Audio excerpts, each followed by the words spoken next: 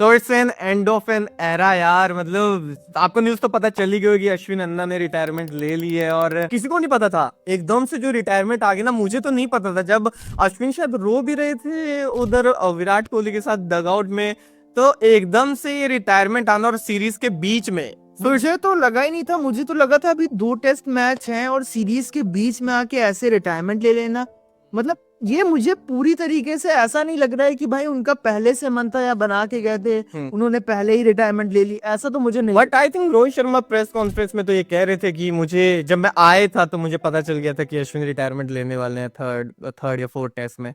और बात इसी बात पे मैं कहना चाहूंगा कि बात तो ये भी चल रही है कि जैसे कि बुमराह कप्तान थे, उन्होंने नहीं खिलाया, उन्होंने वॉशिंगटन सुंदर को खिलाया, और थोड़ा बहुत ये चल रहा है कि टीम में या तो मैनेजमेंट साइड से या तो बुमराह की साइड से और कहीं ना कहीं गंभीर की साइड से, मेरे फैंस कह रहे हैं, मैं नहीं कह रहा हूँ। आई थिंक मतलब फैंस का मुझे भी लग रहा है कि expectation बेफालतू की assumptions है ये।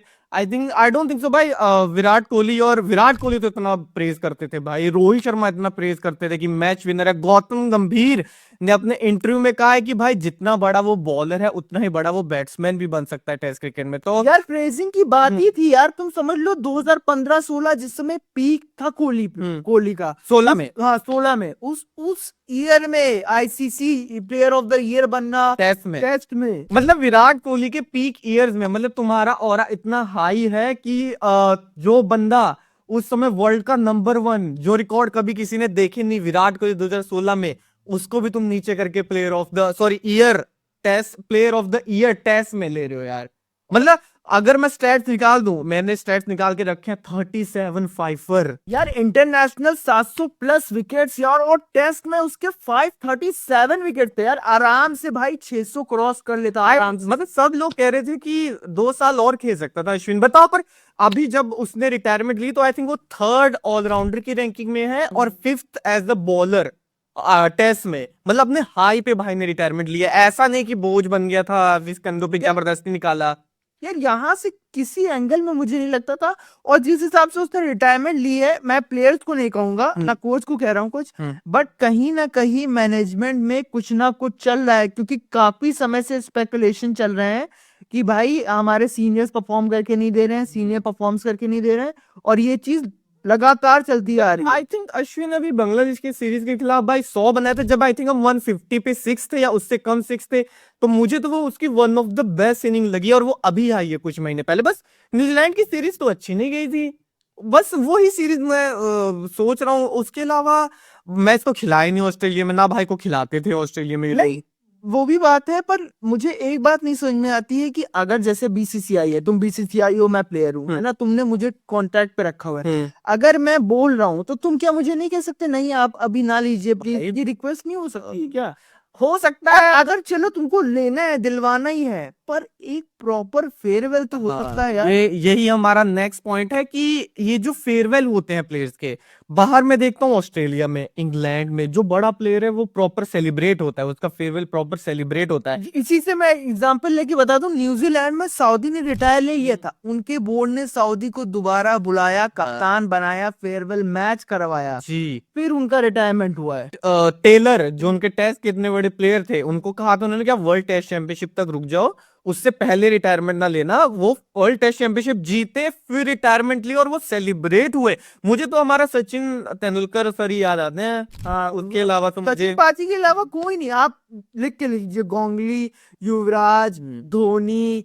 क्या धोनी को तो हटा दो, धोनी तो मुझे लगता है कि खुद ही नहीं आना चाहते हो लाइमलाइट वगैरह में। मतलब एक तो फिर भी देना चाहिए ना, आपको सामने आके रखनी चाहिए एटलीस्ट वो बात। बट आई थिंक धोनी का एग्जांपल मैं इसलिए भी कह रहा हूँ, अभी आईपीएल है तो और बहुत सारे वीवीएस लक्ष्मण, जहीर खान ले लीजिए, राहुल द्रविड़ ले लीजिए, और जितने भी प्लेयर है ना, सबको जो एक फेयरवेल चाहिए ना, वो मिला नहीं। जस्ट कि मतलब तुम ग्राउंड पे बुला के बस गार्ड ऑफ ऑनर, या तो तुम प्लेयर को बता दो कि आप देखो यार ये आपका लास्ट मैच है, इसके बाद हम फ्यूचर देख रहे हैं, तो हम चाहते हैं कि आप रिटायरमेंट ले लें, या हम चाहते हैं कि आपका ये लास्ट मैच हो। मतलब एक तरीके से बात करना होता है।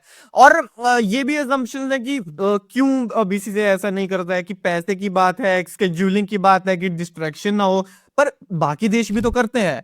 उनका भी स्केड्यूलिंग का सीन है, उनका भी पैसा लग रहा है, उनके भी मैचेस हैं। वो एक एक बकायदा मैच करवाते हैं यार, प्रॉपर मैच कराते हैं। यहाँ तक कि अश्विन के पापा का भी इंटरव्यू लिया गया, उन्होंने कह दिया कि हमारे लिए भी ये काफी शॉकिंग था और कुछ ना कुछ ह्यूमिलेटिंग चल रहा था, कि उसके ऊपर सवाल किए जा रहे थे या फिर सेलेक्टर्स ने बोल दिया था कि, ये मैं स्पेकुलेशन ही बता रहा हूँ, ये सब स्पेकुलेशन है, पर क्योंकि इतना सडन हुई है तो सारी चीजें निकल के आ रही है धीरे धीरे, कि सेलेक्टर्स ने बोल दिया था कि हम फ्यूचर पे देख रहे हैं। और बट अगर आप मैं वही कह रहा था कि अगर आप कह रहे थे कि फ्यूचर हम देख रहे हैं, तो अश्विन अन्ना इस मैच में भी रिटायरमेंट ले रहे थे, पिछले मैच में बतवा देते आप, कम से कम भाई हमारा लास्ट मैच तो खेलता, वो गार्ड ऑफ ऑनर वो तो मिलता उसको। हाँ, और सीरीज के बीच में इतनी इंपॉर्टेंट बीजीटी सीरीज, आप वहीं पे एग्जाम्पल ले लीजिए ऑस्ट्रेलिया का। ऑस्ट्रेलिया नेथन लायन को कभी ड्रॉप भी नहीं करता है, बताओ। और नेथन लायन और अश्विन एक ही पैमाने पे हैं, दोनों एज अ बॉलर दोनों एक ही पैमाने पे हैं। तो जितनी रिस्पेक्ट ड्यू होती है एज अ प्लेयर, उसको वो मिल ही नहीं रही है, उल्टा ह्यूमिलिएशन मिल रहा है कि तुमको हम फ्यूचर में नहीं रख रहे हैं, ये सब। तो ये थोड़ा सा एक तरीका होता है बताने का ना, जैसे अभी मुंबई, फॉर एग्जाम्पल मैं दे रहा हूँ, मुंबई ने हार्दिक पांड्या को अचानक से कप्तान बना दिया तो फिर इतनी गालियां खाई थी, मतलब एक तरीका होता है सिचुएशन हैंडल करने का।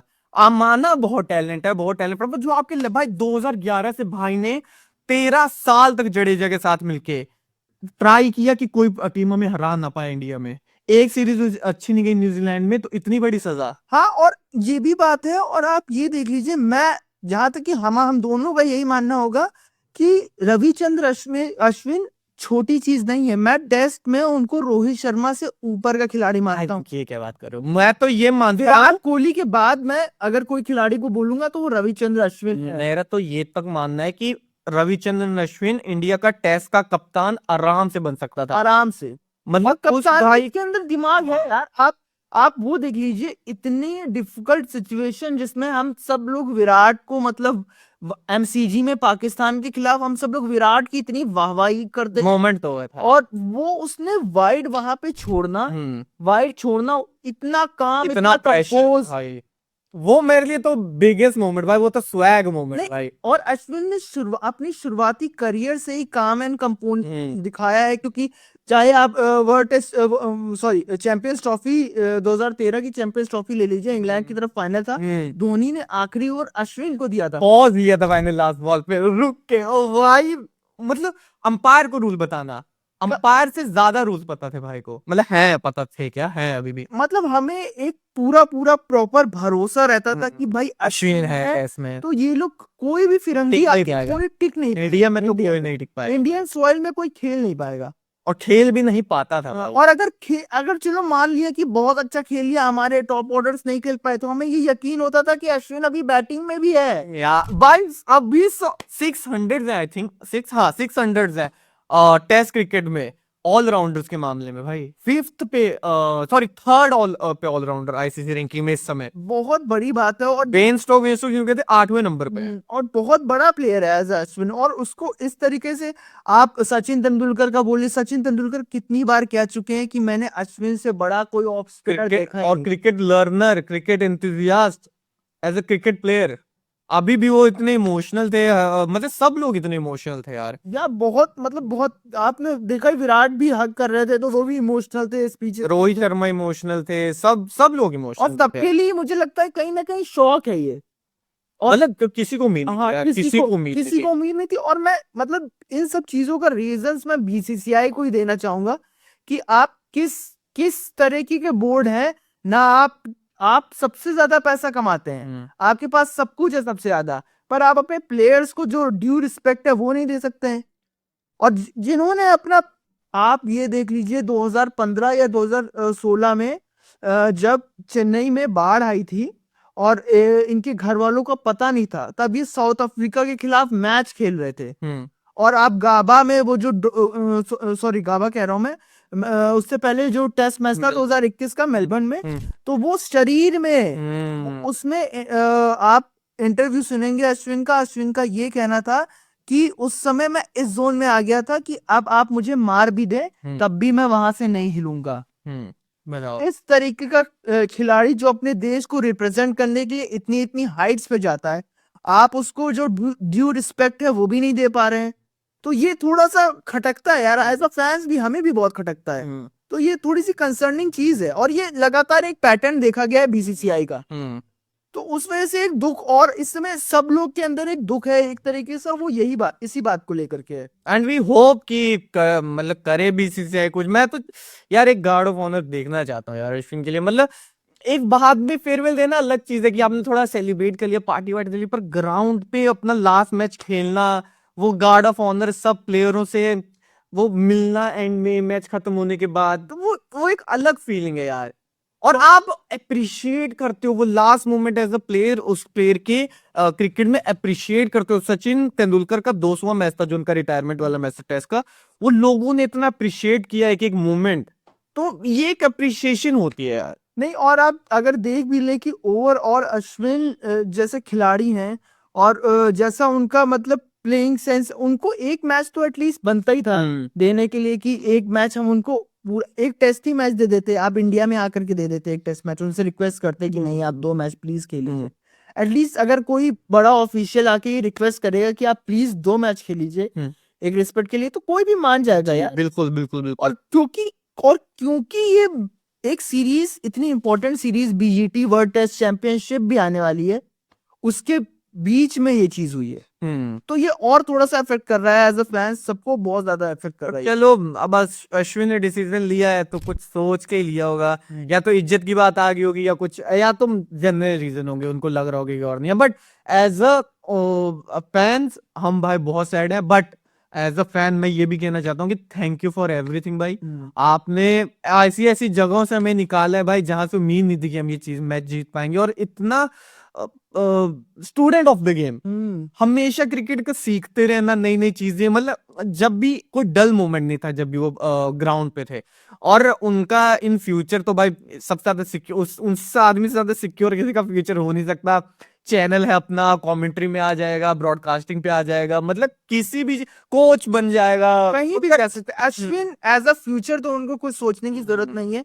जिस बंदे ने अपने 14-15 साल इतने डेडिकेटली एक स्पोर्ट्स को दे दिए हैं, तो वो तो कुछ ना कुछ कर ही लेगा। और हम एक इंटरव्यू में भी कह रहे थे वो कि मैंने इतना क्रिकेट खेल लिया कि मैं अपने घर वालों के साथ टाइम स्पेंड नहीं कर पाया, माँ बाप के साथ, तो आई थिंक कुछ टाइम वो अपनी फैमिली के साथ स्पेंड करें, फिर आ ही जाएंगे यार, आज नहीं तो कल आ ही जाएंगे। तो मतलब इन दी एंड तो यही बोलना चाहेंगे कि यार एक फेयरवेल तो डिजर्व करते थे, बट आई होप सो आज नहीं तो कल कुछ ऐसा प्लान हो बीसीसीआई कह दे कि एक मैच के लिए आ जाओ टेस्ट के, कुछ भी हो जाए, बट होप ही कर सकते हैं। बट बाकी चीजें aside, thank you for everything Ashwin भाई, और cricket will never forget you.